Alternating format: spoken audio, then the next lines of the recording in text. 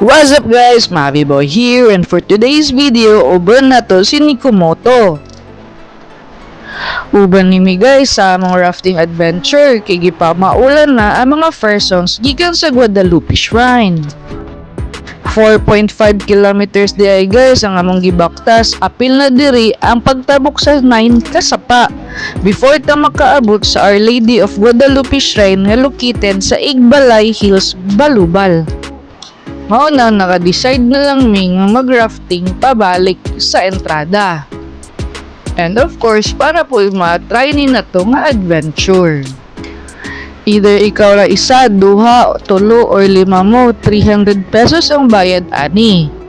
Ideally, ingon si kuya, tulo regyud ang dapat nasakay ani, apil na siya. Kay naa-joy part sa mga suba nga mabaw ra kaayo ug masangit ang raft sa mga bato, maunang nay tendency nga magisi o mabuslot ang raft.